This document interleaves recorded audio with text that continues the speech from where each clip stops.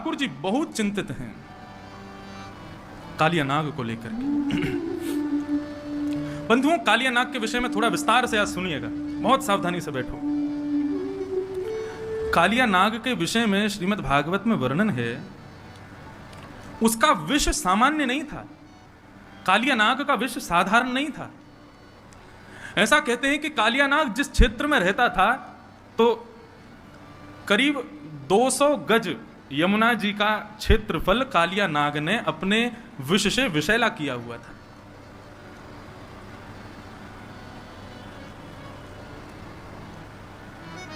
कालिया नाग जिस क्षेत्र में रहता है, पुरिया धनाश्री, जिस क्षेत्र में रहता है, उस क्षेत्र के आकाश में करीब 100 मीटर ऊपर तक भी यदि कोई पक्षी उड़ता है तो यमुना जी से निकलने वाले विष की जो भाप है, उस भाप से ही वो मर जाता है।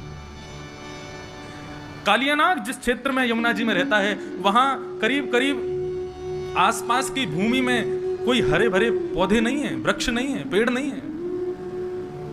यहां तक कि ऐसा वर्णन है कि कोई तीर पर यदि उस जो काली दह है, आज कालिया का घाट है, उसको कालिया कृष्ण घाट कहा जाता है, वहां यदि कोई भ्रमण भी करता था तो यमुना से निकलने वाले विष की सुगंधी मात्र से उसका वो मूर्छित हो जाता था। इतना विषैला था कालिया। भगवान को 2-4 बार खबर मिली कि कुछ गाय यमुना का जल पीने के लिए जाती हैं और वहां यमुना जल पीते ही मूर्छित हो जाती हैं। बंधुओं, यमुना कौन है? यमुना साक्षात भक्ति है। और कालिया कौन है? कालिया ही अहंकार है। कई वैष्णव जन ऐसे होते हैं, कई भक्तगण ऐसे होते हैं, उनके भीतर भक्ति तो होती है लेकिन अहमत्व का त्याग वो लोग नहीं कर पाते। एक सूक्ष्म मैं भक्त हूं, यह भी एक अहंकार है, ऐसा अहम उनके भीतर बना रहता है। ठाकुर जी कहते हैं मुझको वो हल्का सा भी अहम प्रिय नहीं है, अहंकार प्रिय नहीं है। यमुना भक्ति स्वरूपा है और उसमें अहंकार रूपी कालिया नाग टिक नहीं पाएगा। यमुना के तीर पर हरियाली नहीं है, इसका भाव यह है कि जिस व्यक्ति के अंदर भक्ति तो है लेकिन अहमत्व रहता है, उसके आसपास दूर दूर तक भी भगवान की कृपा प्रकट नहीं होती, भगवान की कृपा विद्यमान नहीं होती। इसलिए बंधु, भक्त बने तो सबसे पहले इस चीज का विशेष ध्यान रखें कि हमारे भीतर अहमत्व ना हो। गोपियों यथा ब्रज गोपिका नाम, नारद भक्ति सूत्र में श्री नारद जी महाराज कहते हैं कि ब्रज की गोपियां उनसे बड़ा कोई भक्त नहीं है, लेकिन रास करते करते उनके भीतर भी एक अहमत्व की गंध तो आई थी, जिसके कारण ठाकुर जी वहां से भी अंतर्ध्यान हो गए।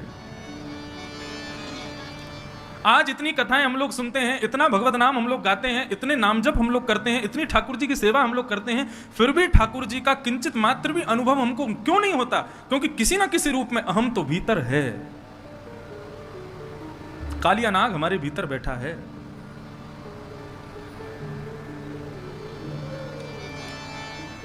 उसको दूर करो।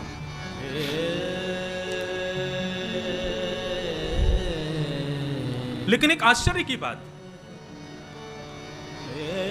काली दह पर एक भी वृक्ष नहीं है, एक भी हरियाली नहीं है, एक भी घास नहीं है विष के कारण, लेकिन एक कदम्ब का वृक्ष है जिस पर चढ़कर के भगवान कूदे थे। ये कदम्ब वृक्ष, क्योंकि श्रीमद् भागवत में स्पष्ट लिखा है, कृष्ण कदम्ब मधिरुहा ततो दितुंग मास्फोट्यकाणरसनूनयपत्य विशोधे। एक कदम्ब का वृक्ष वहां है। परीक्षित जी महाराज ने पूछा, महाराज जब एक भी वहां पर घास नहीं, हरियाली नहीं, दूर दूर तक कोई प्रकट होने वाली जंतु नहीं, तो फिर ये कदम्ब कैसे जीवित है? तब एक अद्भुत कथा सुनाई गई। बोले कि जब देवासुर संग्राम हो रहा था, देवता और असुरों के बीच में अमृत को लेकर के युद्ध हो रहा था, अहम पूर्वम, हम पहले पिएंगे, हम पहले पिएंगे। उस समय भगवान ने विचार किया, ये तो बहुत युद्ध हो रहा है, इनको संभालने के लिए, इनको रोकने के लिए कोई स्त्री का प्रकट होना बहुत जरूरी है। और उस समय विष्णु भगवान ने, नारायण ने विचार किया कि मैं मोहिनी रूप धारण करूं। तब भगवान ने गरुण जी को आदेश किया, बोले गरुण मुझे थोड़ा समय लगेगा, मैं मोहिनी रूप धारण करके आ रहा हूं, तब तक इस पूरे युद्ध को तुम संभालो, अमृत कलश का तुम रक्षा करो। गरुड़ जी महाराज उड़ते हुए आए और समुद्र मंथन में निकले हुए अमृत कलश को लेकर के सीधे पहुंचे नासिक, और नासिक में ले जाकर के गड्ढा करके वहां उसको गाड़ने लगे। इतने में ही क्या देखते हैं, 33 करोड़ देवता और दैत्य सब दौड़े दौड़े वहां भी आ गए। गरुड़ जी महाराज ने तुरंत वहां से अमृत कलश निकाला, 2-4 बूंद वहां गिर गई, इसलिए कुंभ वहां होने लगा। सीधे भागे प्रयागराज। प्रयागराज में भी समस्त देवता असुर आ गए, वहां से भागे हरिद्वार। हरिद्वार से जब भागने लगे तो कहां पहुंचे, यमुना के पुलिन पर। चाहते तो थे वृंदावन में विराजें, लेकिन देवता और असुर इतनी द्रुत गति से पीछा कर रहे थे कि थोड़ी देर बैठने का ही अवसर मिला। कहां बैठे, बोले यमुना के पुलिन पर विराजमान एक कदम्ब के वृक्ष पर बैठे कलश को लेकर के। इसलिए वृंदावन में कुंभ नहीं लगता। कुंभ से पूर्व, हरिद्वार कुंभ से पूर्व केवल बैठक होती है। क्यों? क्योंकि अमृत कलश को लेकर के गरुड़ जी यहां बैठे थे, और उस समय अमृत कलश से कुछ बिंदु छिड़क करके उस कदम्ब ने अपने भीतर धारण कर लिए थे, जिसकी वजह से कालिया नाग के आगमन पर सब कुछ वहां से जा चुका था, लेकिन कदम्ब वृक्ष तब भी विद्यमान था, जिस पर चढ़कर के भगवान कूदे थे यमुना जी।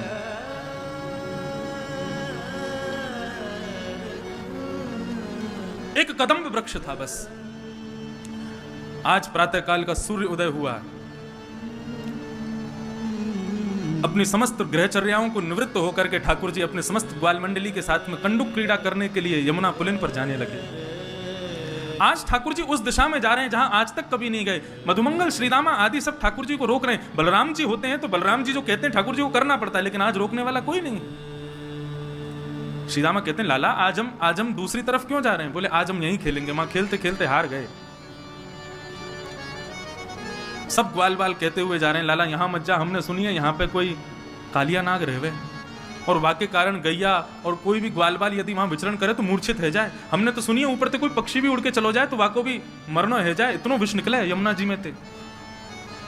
अरे ठाकुर जी बोले सब बनी वही बात है, कोई यमुना में कूद के स्नान ना करे, या हमारे सबने भ्रम फैला रखो, ऐसा कछू ना है, चलो मेरे साथ। जैसे ही पहुंचे बंजर भूमि, दूर दूर तक केवल काली रेत दिखाई दे रही है।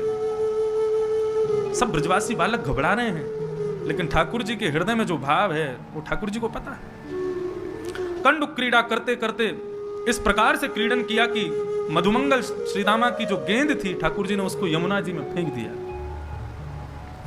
जैसे ही यमुना जी में जाकर के गेंद गिरी है, ठाकुर जी ने अपनी माया से ही श्रीदामा के हृदय में प्रवेश किया और श्रीदामा के माध्यम से जिद करवाने लगे कि मुझको तो वही गेंद चाहिए।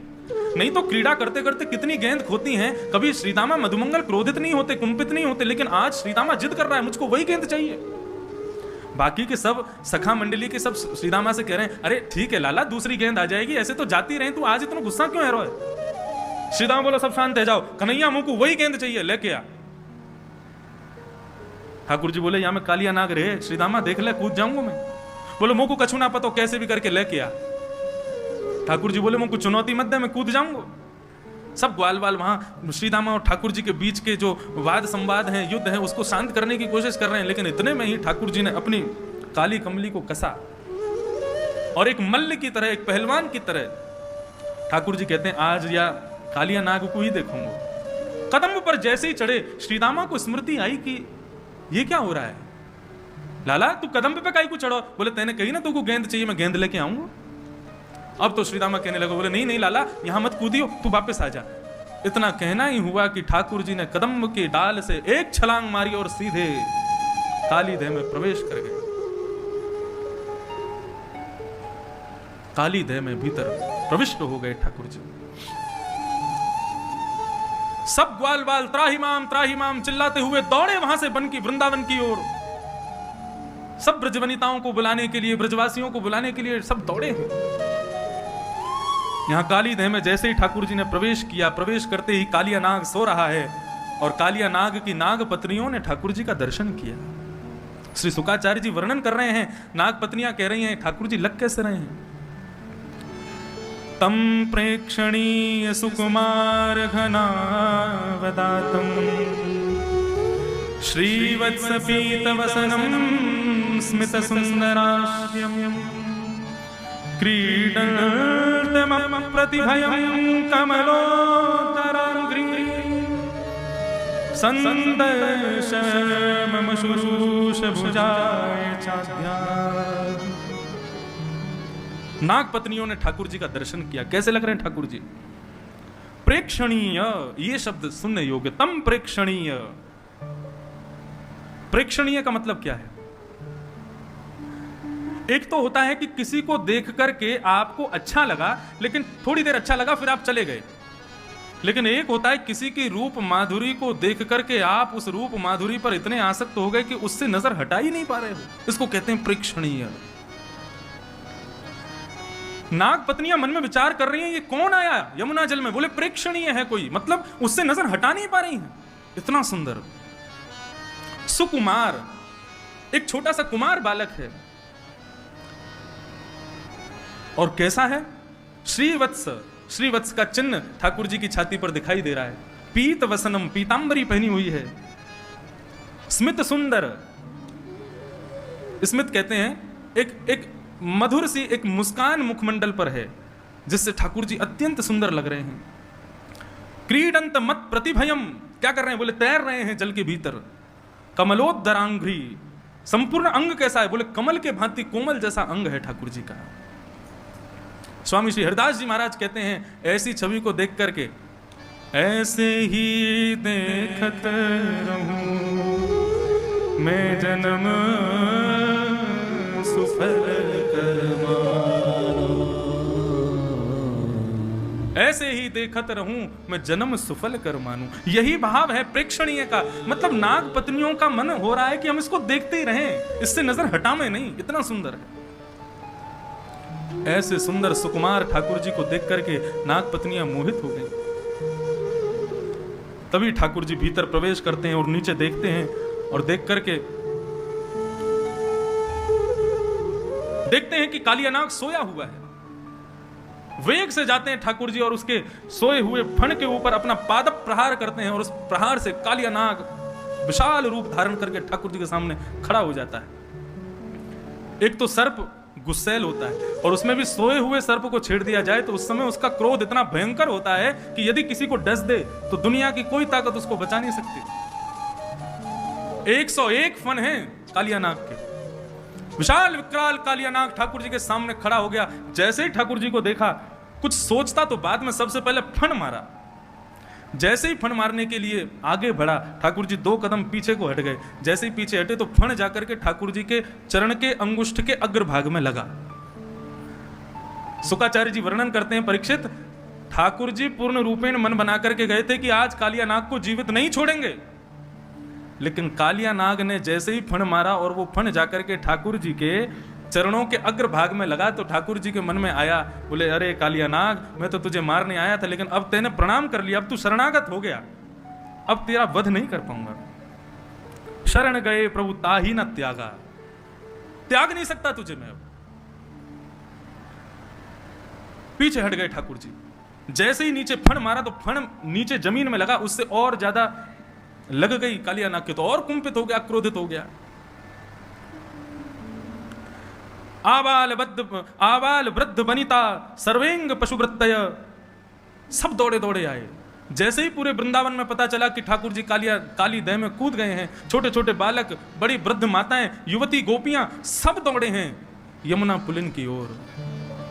और ऐसा वर्णन करते हैं कि दौड़ करके वहां खड़े होकर देख नहीं रहे, सब दौड़ करके काली दह में कूदने को ही तत्पर हो रहे हैं। इतने में ही बलराम जी पहुंचे, और बलराम जी ने जाकर के काली दह के किनारे पर समस्त गोपांगनाओं को, समस्त ब्रजवासियों के चरणों में प्रणाम करके सबको रोका कि कृष्ण प्राणान् निर्विशस्तो नंदादीन विक्षय तम हृदम। बलराम जी समझा रहे हैं, बोले आपको कृष्ण पर विश्वास नहीं है।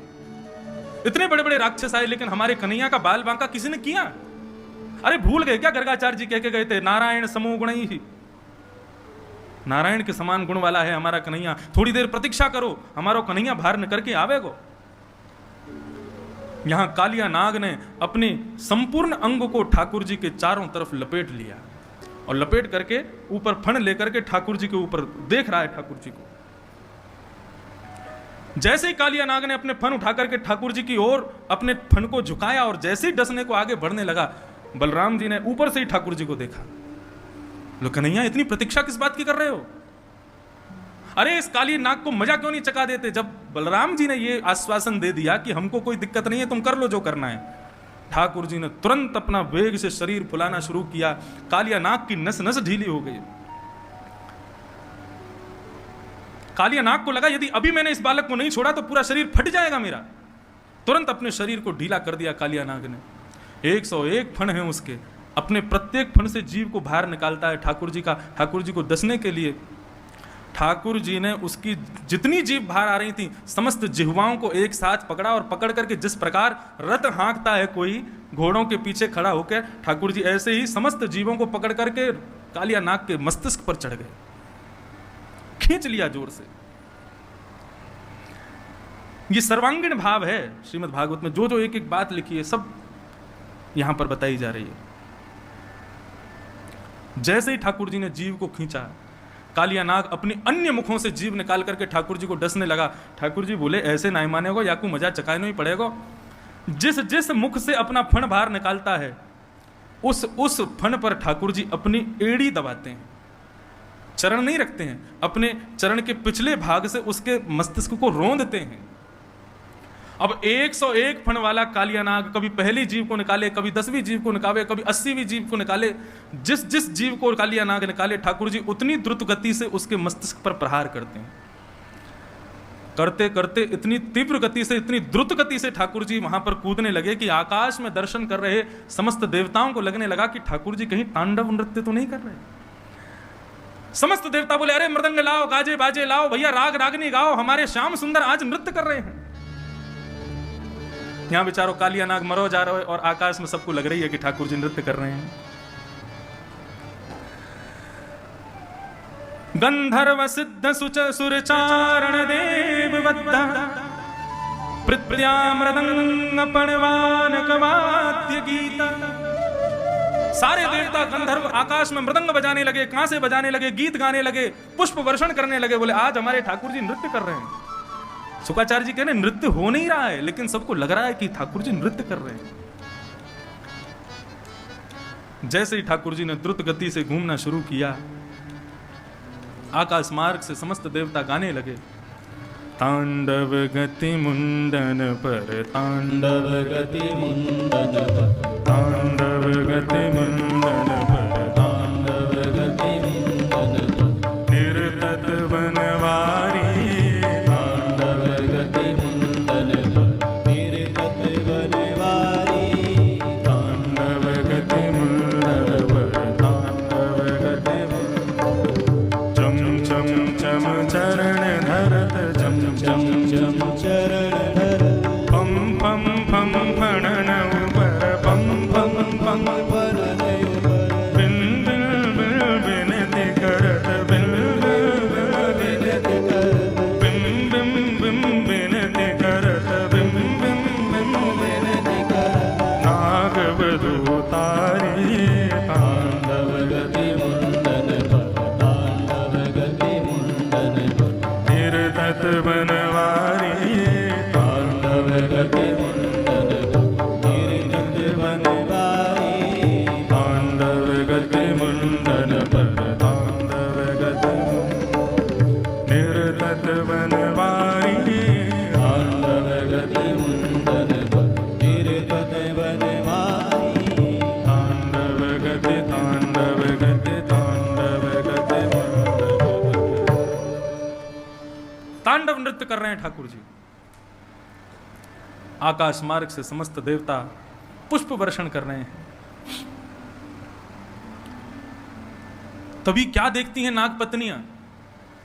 कालिया नाग के मुख से, नाक से, कान से, हर स्थान से जितने छिद्र हैं उसके मुख में सब जगह से रक्त की धार बह रही है। नाग पत्नियों ने सोचा कि यदि अब ठाकुर जी से प्रार्थना नहीं की तो हमारे पतिदेव मारे जाएंगे, मर जाएंगे। तब यहां पर इतना सुंदर भाव कहते हैं शुक्राचार्य जी कि परीक्षित नाग पत्नियों ने सीधे जाकर के ठाकुर जी की स्तुति नहीं गाई। नाग पत्नियां काली नाग के बच्चों को लेकर के आई और बच्चों को आगे करते हुए मतलब ठाकुर जी के सामने उनको थोड़ी दया आ जाए, उन बच्चों को आगे करते हुए फिर नागपत्नियां हाथ जोड़ करके खड़ी हैं और उन बालकों को दिखा करके फिर स्तुति गाती हैं ठाकुर जी की। और कितनी सुंदर मधुरतम स्तुति गाई है नागपत्नियों ने, सावधानी से सुनिए। न्यायो हि दंडः कृतकिल्बिषेण त्वावतार खल निग्रहाय रिपो सुतान्मपि तुल्यदृष्टे धत्सेदमं फलमेवानुशंसन्।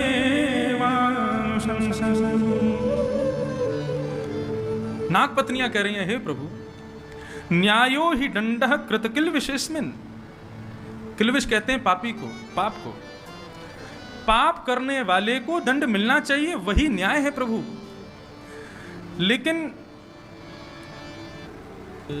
आपका अवतार भी इसी के लिए हुआ है, खलों को इस प्रकार से सुधारने के लिए ही आपका अवतार हुआ है। बल्कि आपका स्वभाव तो कैसा है, बोले रिपोह सुतान अपपि, बोले आप अपने दुश्मन में और अपने पुत्र में भी भेद नहीं करेंगे यदि वो गलत हो तो।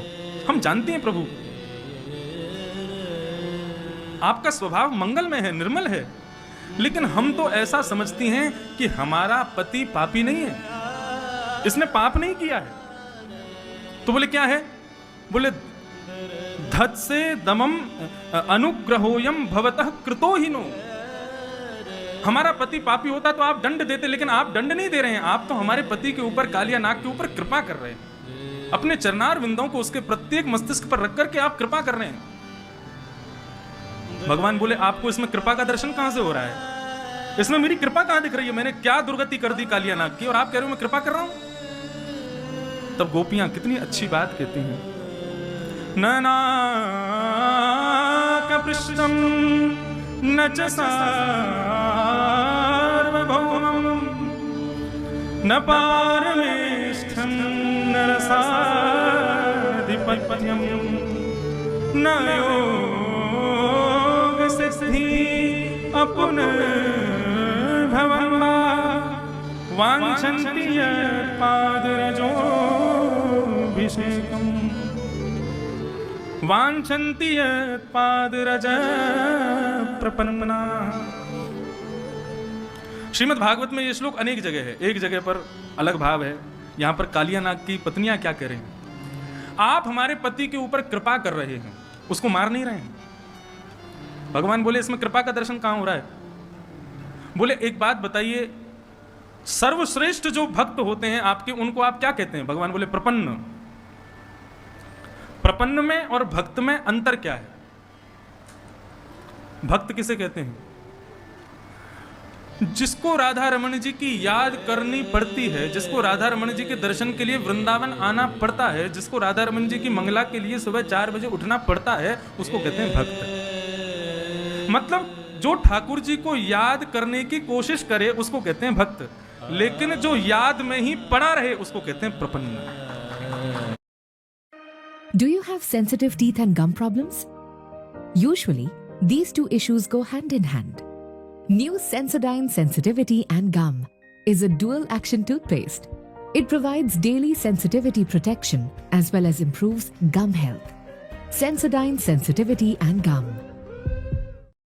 जो कभी ठाकुर जी की विस्मृति जिसको होती ही नहीं है उसको प्रपन्न कहते हैं। और हमारे श्री वैष्णव रामानुज संप्रदाय में भक्त को श्रेष्ठ नहीं बताया। श्री कृष्ण गोविंद हरे मुरारे, हे नाथ नारायण वासुदेव।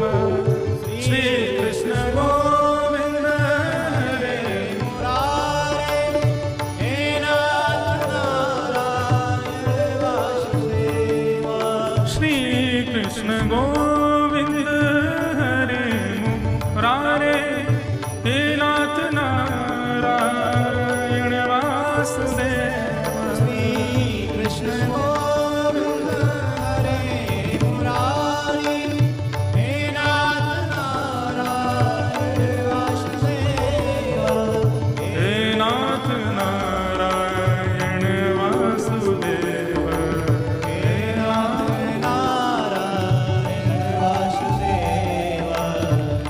कृष्ण गोविंद हरे मुरारी, हे नाथ नारायण वासुदेव। श्री कृष्ण गोविंद हरे मुरारे, हे नाथ नारायण वासुदेव। बहुत ध्यान से सुनिएगा। मुझे वास्तव में इतना आनंद आया जब नाग पत्नियों की स्तुति सुनी। वो कितने बुद्धिमत्ता से, कितनी बढ़िया तरीके से अपने पति को बचा रही हैं। वो भगवान से कहती है, प्रभु आपके विशिष्टतम भक्त को क्या कहा जाता है? प्रपन्न। और प्रपन्न का अर्थ क्या होता है? जो आपको याद करता है, कभी कभी उसको भक्त कहते हैं, या जिसको याद करने के लिए कोशिश करने, या फिर इतना आप कहें, समझिए, भगवत प्राप्ति के लिए जो साधनों का सहारा लेवे उसको कहते हैं भक्त। और बिना साधन के साध्य की गोपियां कह रही हैं, कहते हैं प्रपन्न। वांछन्ते यत्पादरच प्रपन्न। बोले प्रभु आपके प्रपन्न भक्त क्या चाहते हैं आपसे? कुछ नहीं चाहते। न नाग पृष्ठम न च सार्वभौमम न पारमेष्ठम न रसाधिपत्यम न योग सिद्धि पुनर्भवम बा। ना ही उनको स्वर्ग चाहिए, ना ही उनको वैकुंठ चाहिए, ना ही सार्वभौम चाहिए, ना ही रसाधिपत्य चाहिए, ना ही नरक का स्वामी बनना है उनको। आपके प्रपन्न भक्त को केवल आपके चरणों की रज चाहिए और कुछ नहीं चाहिए। ये प्रपन्न भक्त की ख्वाहिश है जीवन की, उसको केवल आपके चरणों की रज चाहिए। और आज हमारे पति को चरण रज नहीं, साक्षात आपके श्री चरणारविंद प्राप्त हो रहे हैं। हम कैसे कह लें, हम कैसे समझें इस बात को कि हमारा पति कोई किल्विश है, इसने कोई पाप किया है? नहीं प्रभु, हमारे पति ने जरूर ही तपः सुतपम किमनेन पूर्वम, इसने जरूर अपने पूर्व जन्म में कोई तप किया होगा जिसके फलस्वरूप आपके चरणारविंद इसको प्राप्त हो रहे हैं।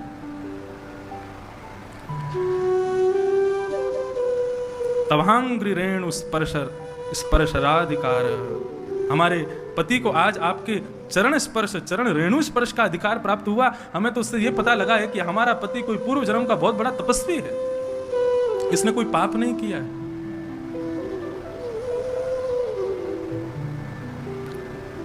एक रसिक जन कह रहे थे, कालिया नाग ने इशारे में कहा होगा अपनी पत्नियों से, तो हाँ ठाकुर जी थोड़ा बहुत जो कृपा मुझे दे रहे हो इनको और दे दो। ये बहुत कह रही है मेरे पे कृपा दृष्टि हो रही है, एक एक फण से रक्त निकल रहा है, ऐसी मेरी दुर्गति हो गई। और ये कह रही है कि आपने बहुत कृपा की हमारे पति के ऊपर। पत्नियां कहने लगी चुपचाप खड़े रहो, हम बचा के ले जा रही हैं तुमको यहां से। लेकिन ठाकुर जी ने मना कर दिया, बोले मैं नहीं उतरूंगा नीचे, आज इसको जीवित नहीं छोड़ूंगा। तब नाग पत्नियों ने एक युक्ति अपनाई और कहा, प्रभु यदि आपके पाद प्रहार से कालिया नाग का वध हो गया ना तो जाएगी लाज तुम्हारी। कालिया नाग का कुछ नहीं बिगड़ेगा, आपका बिगड़ जाएगा। भगवान बोले मेरा कैसे बिगड़ेगा? बोले पति प्राण प्रदीयताम, हमारे पति को आप छोड़ दीजिए। क्यों?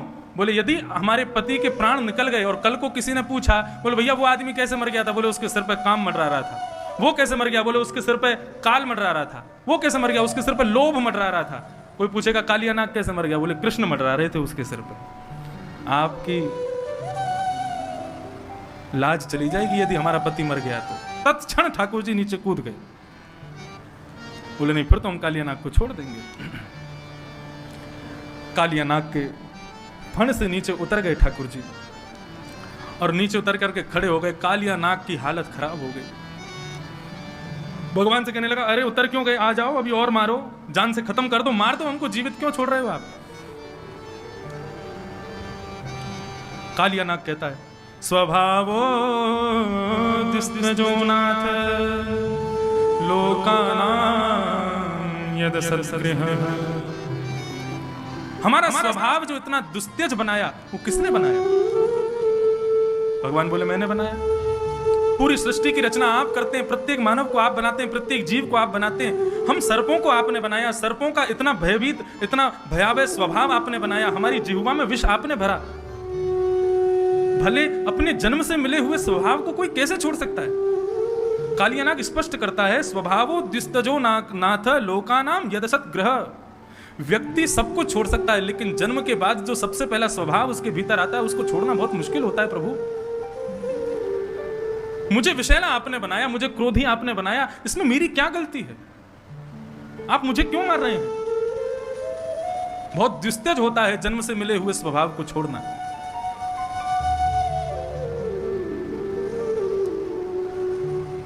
सर्पों को आपने बनाया, क्रोध आपने बनाया, विष आपने बनाया। यदि मेरी जिह्वा में अमृत भर देते तो मैं पूरी यमुना को अमृत में बना देता, लेकिन आपने विष भरा है तो विष ही तो छोड़ूंगा। मेरी क्या गलती है उसमें? और अंत में तो यही कह देता है, भवान ही कारणम तत्र सर्वज्ञो जगदीश्वर। ये जो कुछ भी हो रहा है, मैंने यमुना को विषैला किया, मेरे कारण इतनी सारी गाय, इतने सारे ग्वाल बाल मारे गए, इन सब में मेरा कोई दोष नहीं है। भगवान ही कारणम, आप ही कारण हो, क्योंकि आपने ही मुझे ऐसा बनाया। भगवान थोड़ी देर तो सुनते रहे, और सुनते सुनते मन में विचार करने लगा, भी ये कालिया नाग अपने जाल में फंसा रहा है। काली, बाली, बली, इन तीनों के आगे भगवान हार गए। कालिया नाग कह रहा है मुझ में विष भरा, मेरी क्या गलती। बाली कहता है मुझे मेरे सामने आके मार के दिखाते, छुपके क्यों मारा। और बली कहता है प्रभु आपने 2 पग से तीनों लोक नाप लिए, तीसरा पग मेरे सिर पर रख दो, ठाकुर जी कुछ कर ही नहीं पाए।